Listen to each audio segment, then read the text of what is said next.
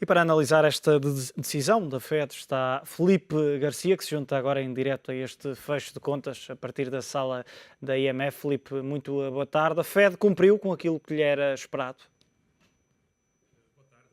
A Fed cumpriu realmente com as expectativas de mercado, e elas, enfim, eram muito claras no sentido de haver uma nova política de expansão quantitativa, embora se deva dizer que desta forma a Fed acaba por entrar também na campanha para as presidenciais americanas, porque, como se sabe, o candidato republicano é contra este programa, disse inclusivamente que não reconduziria Bernanke no seu mandato se fosse eleito presidente.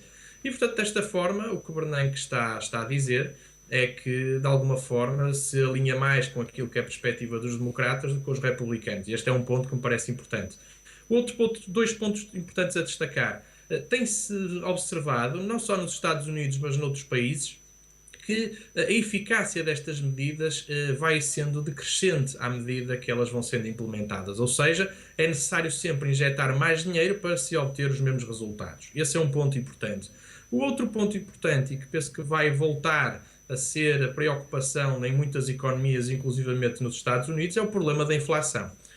Já há alguns indicadores que mostram pressões inflacionistas em alguns países, inclusivamente nos Estados Unidos.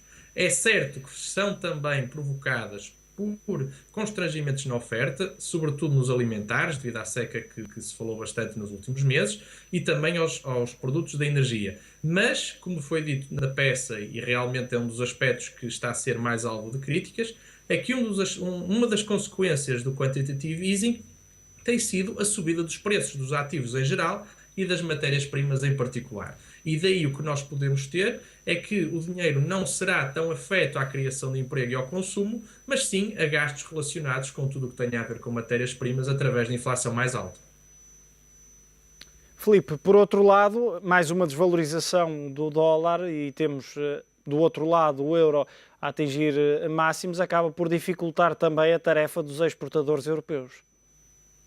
Sim, os exportadores tiveram, se quisermos, um primeiro semestre muito positivo por essa via, com o euro-dólar a chegar muito perto de 1,20, mas de repente, desde o dia 26 de julho, a altura é o dia em que o Mário Draghi disse que tudo faria para salvar o euro, enfim, a moeda única não para de subir e já subiu mais de 8% desde esse dia.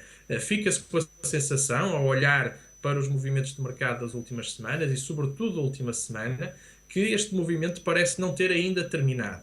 E não só o dólar está a perder terreno face à generalidade das divisas, como o euro também está a ganhar terreno face à generalidade das divisas. E então juntam-se os dois efeitos e produzem um euro-dólar bem mais alto, que de alguma forma significa que os receios quanto à desintegração da União Económica e Monetária são hoje muito menores do que eram há 2 meses atrás.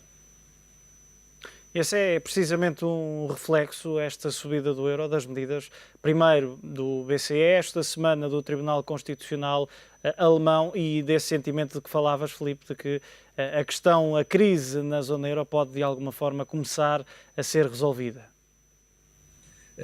Enfim, foi uma semana, ou tem sido semanas, em que tudo tem corrido bem ao euro.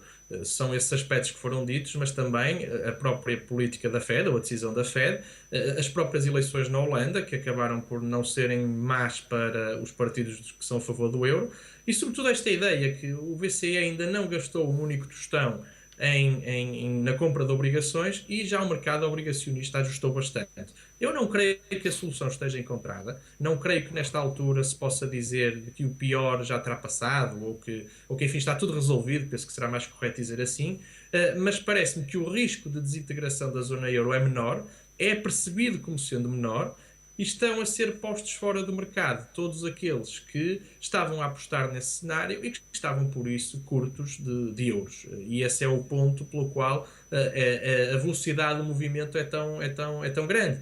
É porque se trata, sobretudo, de desfazer de posições e não de construção de posições novas. Olhando para outra notícia que está a marcar a atualidade internacional, o Japão deverá deixar o nuclear até 2040. Que medidas é que implica esta decisão? Bem, na verdade, há uma tendência neste momento, a nível mundial, de abandono do nuclear.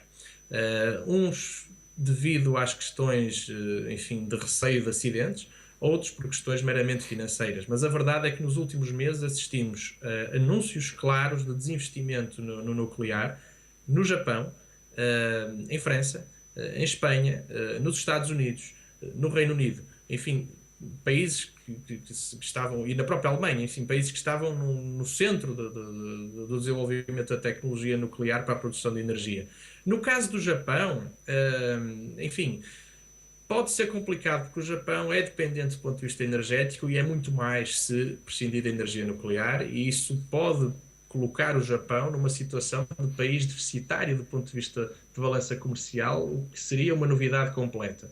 No entanto, nos outros países não é bem assim. No caso dos Estados Unidos, por exemplo, a utilização e o desenvolvimento de tecnologias ligadas ao xisto, o chamado gás de xisto e petróleo de xisto, estão a fazer com que o nuclear seja visto como algo muito exigente do ponto de vista financeiro.